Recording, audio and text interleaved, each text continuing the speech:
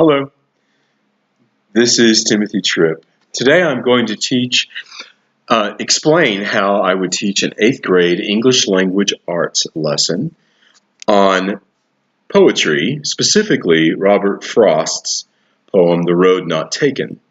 The way that I introduce this poem to the students is I show them about a 5-minute biographical video that is available on YouTube.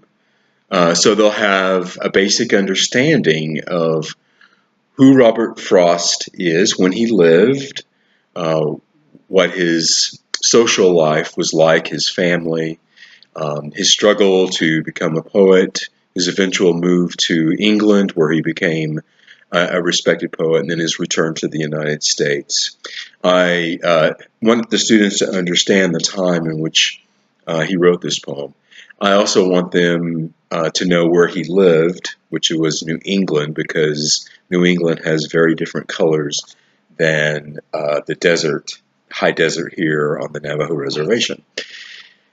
It also acquaints the students with the fact that Frost read the inaugural poem for John F. Kennedy, John Fitzgerald Kennedy. And if they're not familiar with that president, then I introduce them to him briefly. The first thing I do is I let Robert Frost read the poem, The Road Not Taken. There is a recording of Frost reading it, and he sounds like it's when he was an older gentleman, probably close to the time when he read the inaugural poem for John F. Kennedy.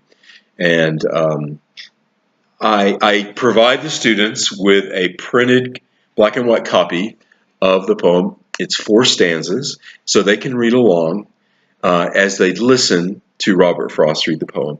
And my intent is that not only, my intent is that students who are oral learners will hear and hopefully respond better than if they were just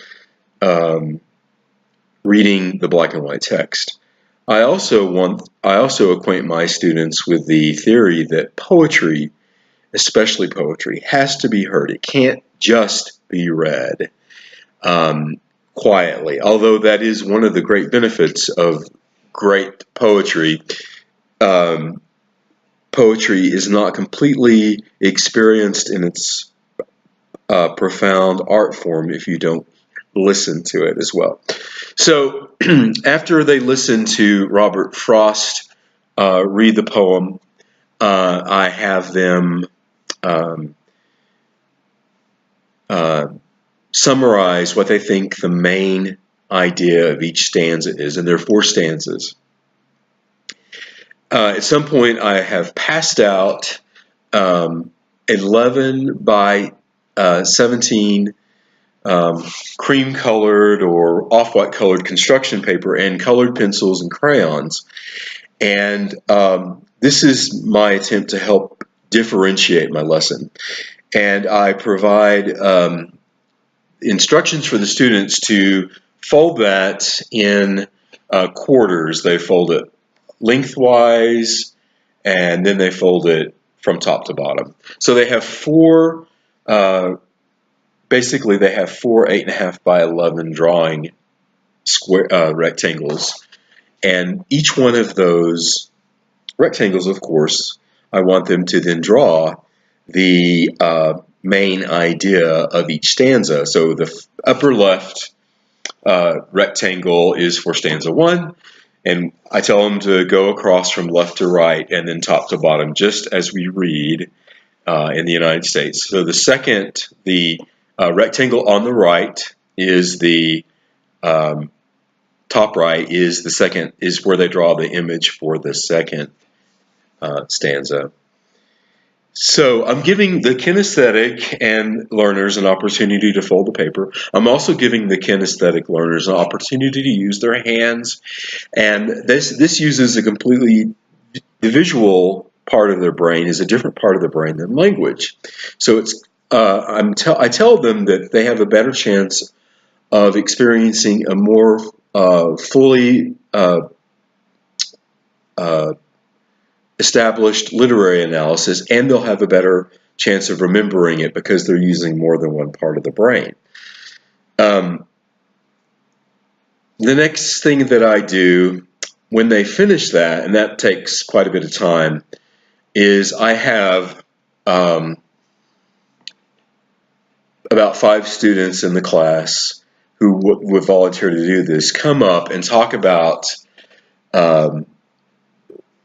why they chose the image that they chose and how that relates to the main idea in that stanza, stanzas 1, 2, 3, and 4. And what I've done by having the students draw is created an adapted realia. They have, it's not a real tree that's turned yellow in a New England autumn, and it's not a real path that leads the leader through the woods, literally. But I have created the realia colored pencil version, or a colored penciled version of the realia type strategy.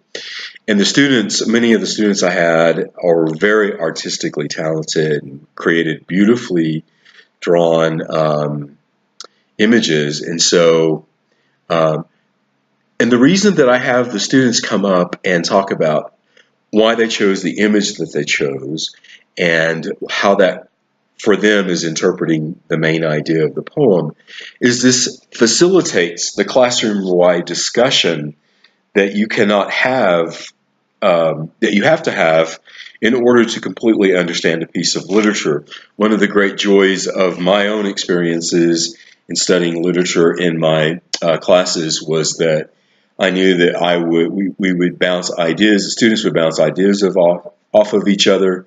The professors would suggest things, and we would run from there. And I always tell the students that even if you don't agree with what another student theorizes, that often suggests something to you about a different idea that you will come up with. And so this helps us all experience the poem in a more robust way. And so I had a lot of success with this this past year, and the students really liked the poem, and they really liked being able to draw the images, and they liked being able to talk about it. They liked being able to share their ideas.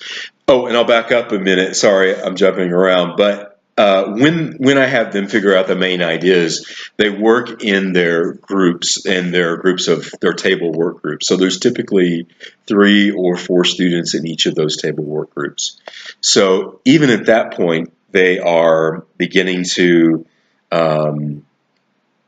do a classroom discussion literary analysis. We don't wait just until the end.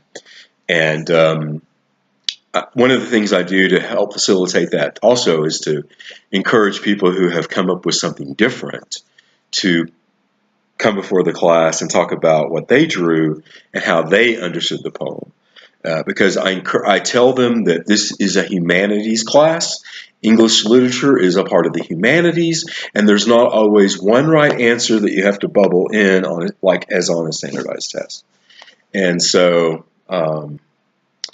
that is my adapted strategy, and I'm going to use that again, and hopefully this next year, since I'm taking this ELA class, what I'm going to add to it is the idea how we might see things different, not only from individual to individual, but how someone who comes from an indigenous culture might have a different take on the concepts that's in Robert Frost's poem, or how a Navajo might, a person with indigenous culture background or a Navajo background might move forward using this poem as a philosophy in their Navajo-oriented life. And all right, thank you.